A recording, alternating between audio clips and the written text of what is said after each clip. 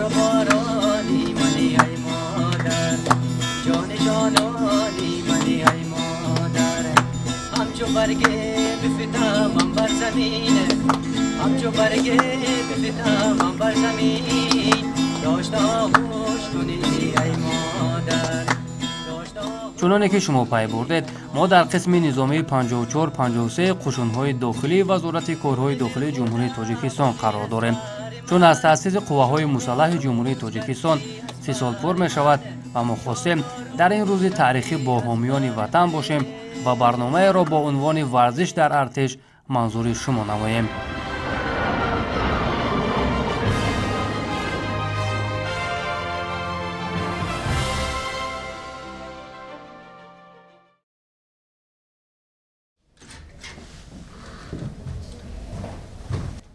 حیات شخصی از خواب برخیز.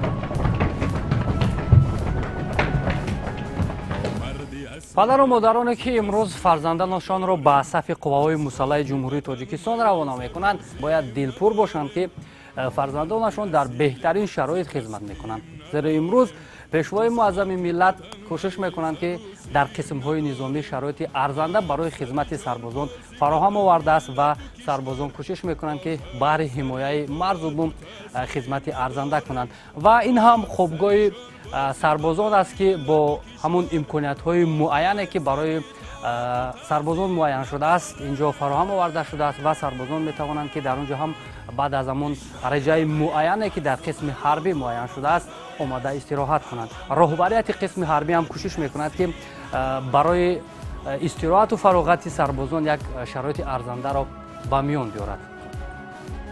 ما مردی اصیلیم ز کسبیم نداریم، جز خاک وطن میل زروسیم نداریم.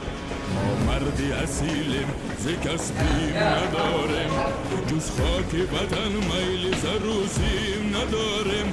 ما افسر جان بازی وطن ملت و کشور، با خیر سری طاعت و تعظیم نداریم. ما افسر جان بازی وطن ملت و کشور، با خیر سری طاعت و تعظیم نداریم.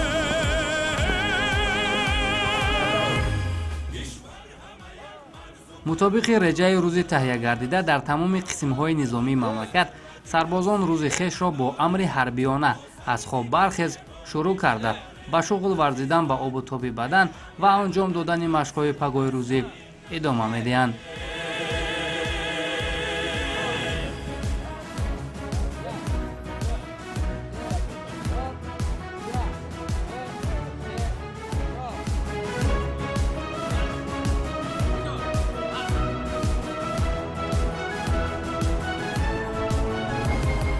راهی وطن جان بدیم از سریم ما، زین پیش دیگر گوهری تقدیم نداریم.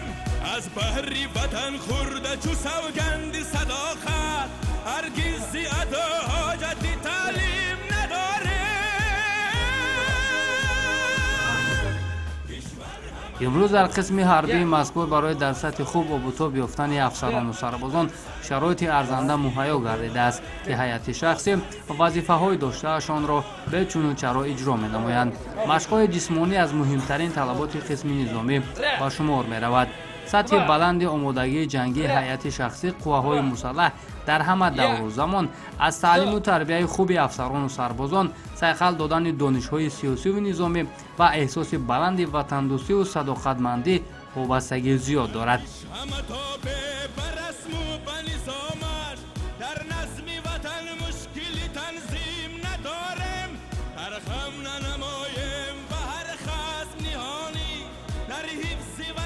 سری تسلیم نداره.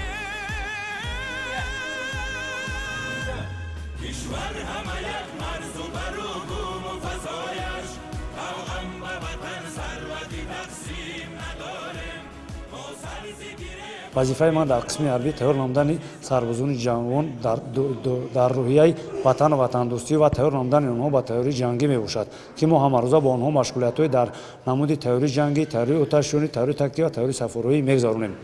ман ба тамоми падару модарони ҷумҳурии Тоҷикистон ваъда медиҳам ки фарзандони онҳо чун фарзандони худ ғамхорӣ намуданд, онҳоро дар рӯҳияи ватандӯстӣ тарбия менамоям.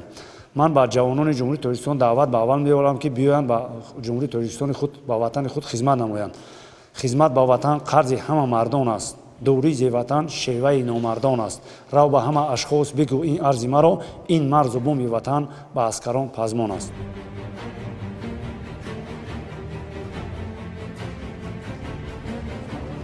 ҳукумати ҷумҳурии тоҷикистон баҳри мустаҳкам намудани қобилияти мудофиавии кишвар, баланд бардоштани сатҳи омодагии ҳарбӣ, беҳтар гардондани шароити моддию техникӣ ва вазъи иҷтимоии хизматчиёни ҳарбӣ пайваста ғамхорӣ зоҳир менамояд.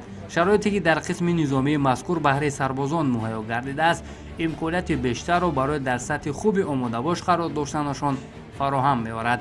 барои тозагӣ ва шустушӯи сарбозон ҳамоми замонавӣ бо меъёрҳои хуби санитарӣ ҷавобгӯ сохта шудааст. ҳамзамон барои шустушӯи либосҳои ҳайати шахсӣ дар қисми низомӣ мошинаҳои либосшӯи муосир мавҷуд аст.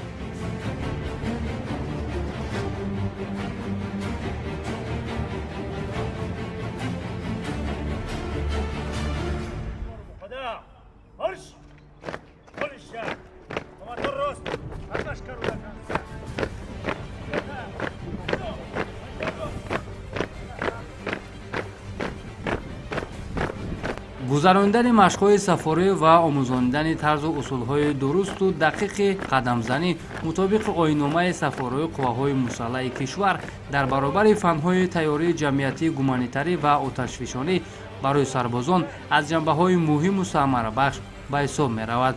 зеро ҳар нафаре ки барои хизмат дар сафи қувваҳои мусаллаҳ ба қисми низомӣ даъват карда мешавад, то қабули савганди ҳарбӣ нахуст тамоми нозукиҳои машқҳои сафорҳоӣ ва қадамзании ҳарбиро аз худ мекунад. ва имрӯз тамоми ҳайати шахсии қисми низомии 54-53 бо ҳисси баланди ватандӯстӣ ва арҷгузорӣ ба ин марзу буми аҷдодӣ сарбаландона адои хизмат мекунанду аз ободови истиқлолият шукргузор ҳастанд.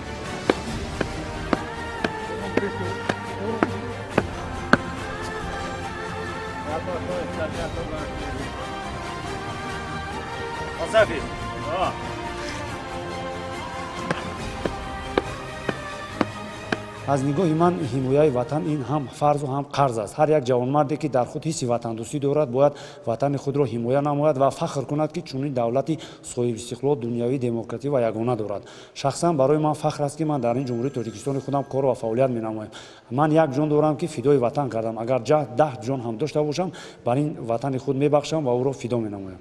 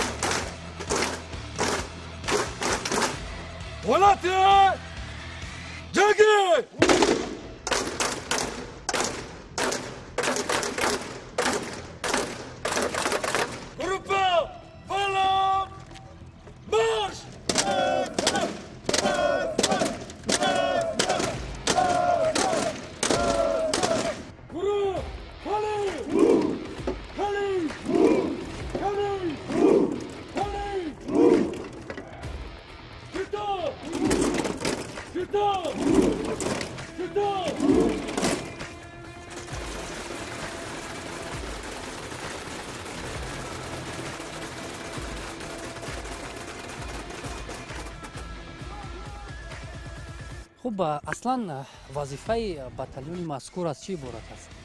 باتالون پاترولی بود با در هیئت شخصی باتالون پاترولی میشه برآمدن با حدود شهر دشنبه چورنویا برآمد میکنه هر بگونی 100 نفر در شماره 100 نفر برای ترتیبات جمعیتی در چورنویا شهر دشنبه هر بگونی 100 نفر یک اسمینا 100 نفر دیگه اسمینا سفربر کردن میشه از حدود قسم حربی 54 و 53 рависати қушнои дохилӣ.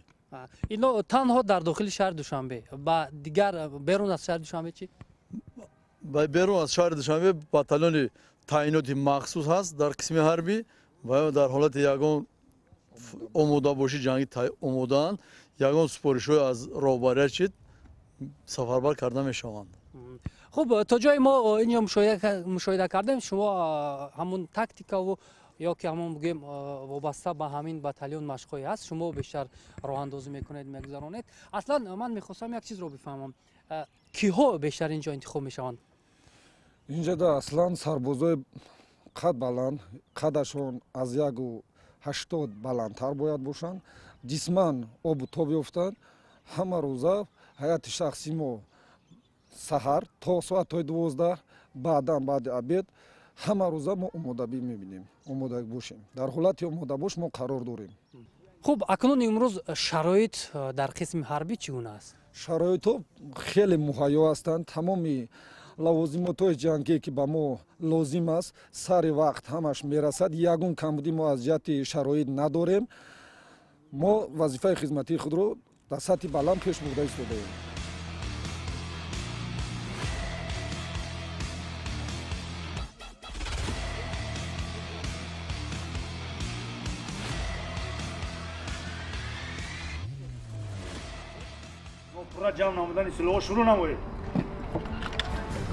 طرز درست و در موردهای ضروری استفاده بردن سلاح از سربازان مسئولیت بزرگ را تقاضا می‌کند. جهت بلند برداشتن مهارت جنگی افسران و سربازان طریق کارهای فهماندهی سلاح و ترکیب آن به طور عملی آموزانیده می‌شود. در اینجا بیشتر مهارت بلند و چست و چالاکی سربازان لازم می‌شود که در ثانیه‌های معین شده باید سلاح را با قسم‌ها جدا نموده آن را زود جمع نمایند که این کار با اون خاطر است که باید در همه وقت سربازان جسور و چالاک باشند.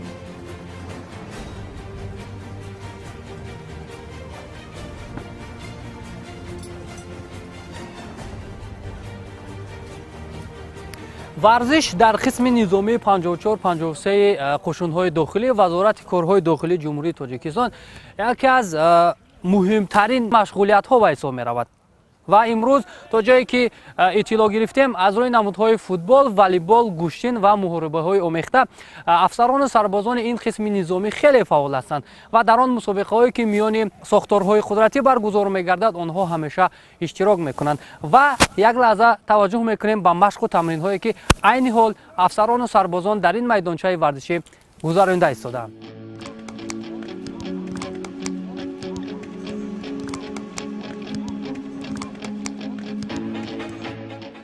سردار دسته ورزشی قسم نظامی مذکور و سابق فوتبالباز تیم ملی کشور جمشید اسماعیلوف برداشت دارد و با سربازان از نازکی‌های فوتبال به طور درکاری تمرین می‌دهد. با واسطه ورزش می‌توان ملکه و مهارت، دلیل و شجاعت و قابلیت جسمانی سربازان را بیشتر کرد.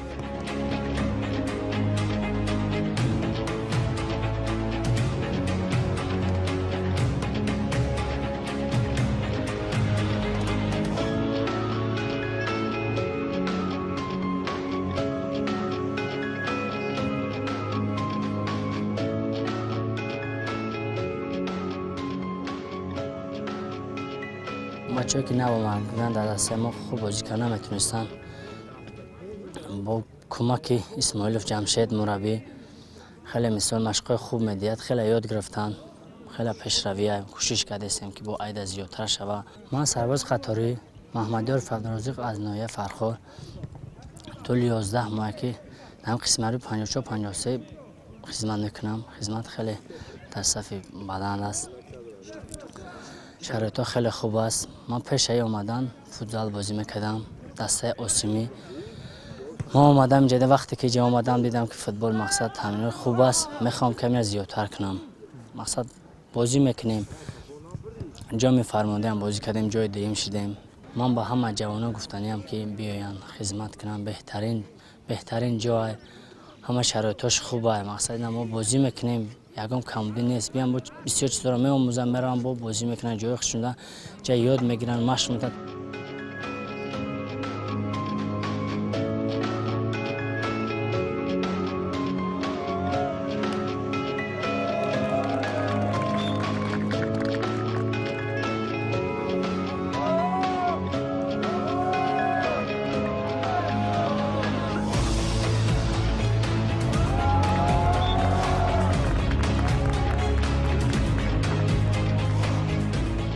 دسته والیبال قسمی حربی 54-53 وزارت کارهای داخلی در میان ساختارهای قدرتی یکی از پرقوت‌ترین تیم به حساب رفته پیوسته نشاندادهای عالی را به قید می‌گیرد. هیئت این تیم از بچه‌های مکمل شده است که پیش از به صف قوه‌های مسلح پیوستن در این رشته تمرین می‌کردند.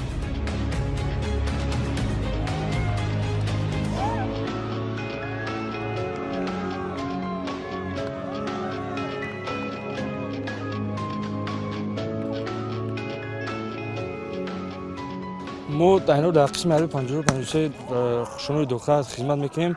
اینول برای مشق کردن مشغول شدن با مشق خیلی شرایط ما خوب است. ما برای روزهای معین داریم برای مشق کردن و در مثال مسابقه‌ای که بین همه ساختارهای قدرتی میشه ما در مسابقه اشتراک میکنیم. بچه‌ای که به خدمت اومدگند بر دسته ما هستند زیادشون در همه رسپوبلیک جمهوری تاجیکستان بازی کردند. تجربه خوبم خیلی زیاد دارم. این حال دسته ما برای 30 ساله خشونای داخلی مسابقه تشکیل شدنی است. ما این حال تئوری بسیار دیده هستیم و می خواهیم در همون مسابقه جای اول را اشغال نماییم.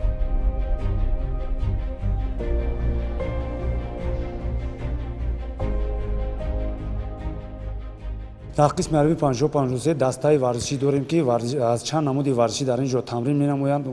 گوشتین داریم، فوتبال، والیبال و بیرون از قسم حربی هم رفته با زال‌های بیرون از قسم حربی شرنامه دارن که در اونجا تمرین نمایند.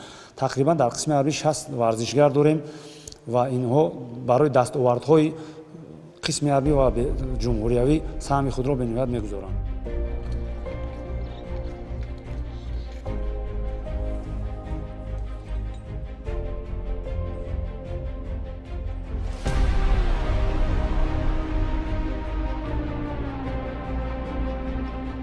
شریف جان و دولت جان نظریف ها این دو ورزشگر که در رشته گوشتین بارها کشور ما را در عرصه جهان نمایندگی کردند امروز به صف قوه‌های مسلح جمهوری تاجیکستان پیوسته خدمت مادر وطن را ادا می‌کنند. آنها فرزندان یکی از ورزشکاران موفق سالهای اول صاحب استقلال قهرمان جهان میان استادان جودو و سامبو خیرالله نظریف میباشند.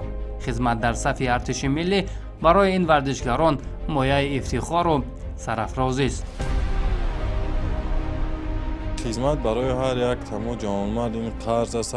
باید ما این قرض را ادا کنیم. ما با برادرم با توصیه پدر و قسم حربی خدمت آمدیم. برای ما اینجا خیلی شرایط های بهترین را آماده کردن که ما مقصد تمرین های خودم را کنیم، مشق کنیم برای مسابقه های جمهوریوی و بیرون از جمهوری تیار شیم و تاجیکستان را معرفی کنیم.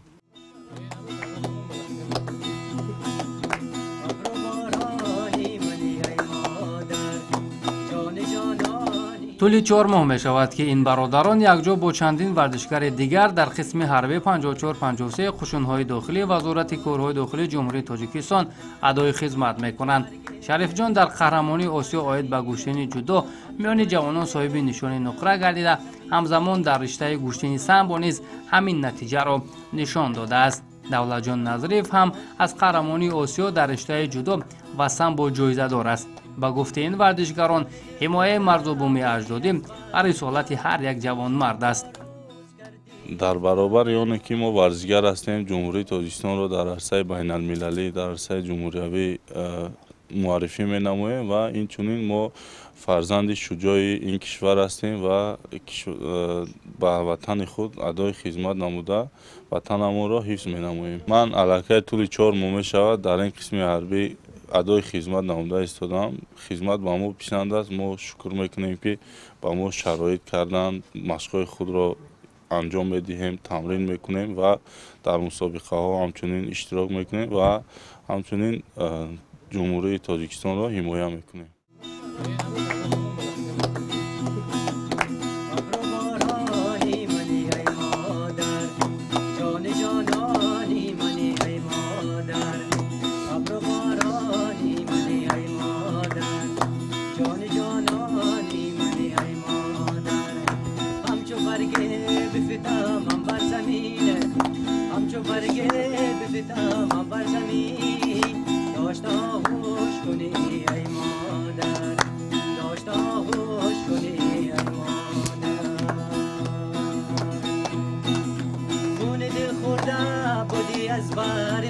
дар қисми ҳарбии 54-53 қушунҳои дохилии вазорати кориҳои дохилӣ имрӯз бештар аз 60 варзишгар хизмати модар ватанро адо мекунанд.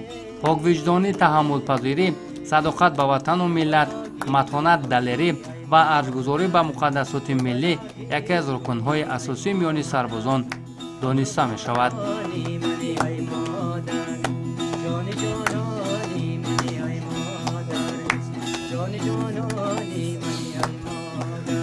پیش از خدمت البته من در بیرون در نمود ورزشی وزنه‌برداری مشغول بودم. زیاده از 10 کرات چمپیون جمهوری تاجیکستان شدم. عین حال در قسم حربی 50-53 خدمت کرده شدم. البته امروز برای ما مشکلی نیست. برای ورزشگران خیلی شرایط خوب مهیا کردن. در داخل هم در درون قسم حربی هم تمرین خود رو میگذاریم. در بیرون هم رفته در نمودهای خمول مشق‌های خود رو گزارنده شدیم تا که در مسابقه ها دست بالا گردیم. من فکر میکنم که این خدمت به مادر وطن قرض هر یک جوان تاجیک است. امروز در این روز یگان مشکلی نیست در قسم حربی ما، چون این مصلحت میدیم به جوانان که اومده در صف قوای مسلح جمهوری تاجیکستان خدمت مادر وطن را ادا کنند. ما بسیار مشاهده میکنیم که محترم جناب عالی در پیام های خود بسیار تاکید میکنند که جوانان آینده ملت هستند. برای همین ما همه وقت تیاریم که برای وطن خدمت صادقانه کنیم. اگر این وطن رو ما حمایت نکنیم هیچ وقت از بیرون اومده وطن ما رو حمایت نمیکنه. من از نمود ورزشی موریبه مخته جایزه‌دار استاد ورزش بیرون از تاجیکستان برآمد میکنم. ما باید همه وقت چست و چالاک همه وقت تیار باشیم برای حمایت کردن وطن. ورزش به ما بسیار هم کمک میرساند. رهبریت قسمی حربی 50-53 قشون‌های داخلی اسماعیل زاده اسرائیل که دسته ورزشی را بسیار هم نگاهبین میکند و ما شرایط‌های خوب مهیا کرده است. ما مشق‌هایمان را سر وقت انجام میدیم و بیرون و باز هم در مسابقه‌های بیرون اشتراک کرده شدیم و جای‌های نمایان را اشغال نموده شدیم.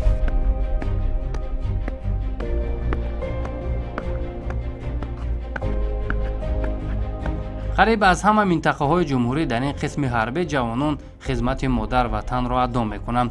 دوستی و یکدیگر فهمی و پاسداشتن مقدسات ملی در میانشان یکی از رکن‌های اساسی خدمت در صف ارتش به شمار رفته همه یک دیلانه بهر حفظ خاک پاک تاجیکستان کمر همت می‌بندند.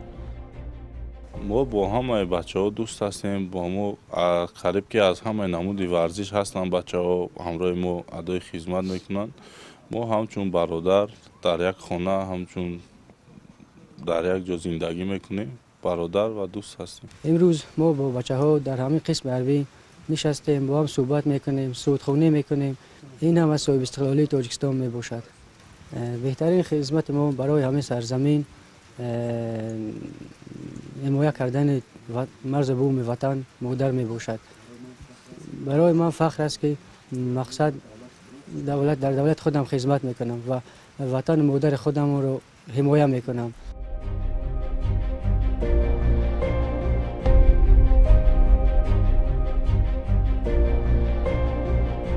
یک روز خوبی داشتیم با سربازان ورزشگر. مقصد همه آنها خدمت صادقانه به وطن است، یا با واسطه ورزش و یا با حمایت مرز و بوم اجدادی.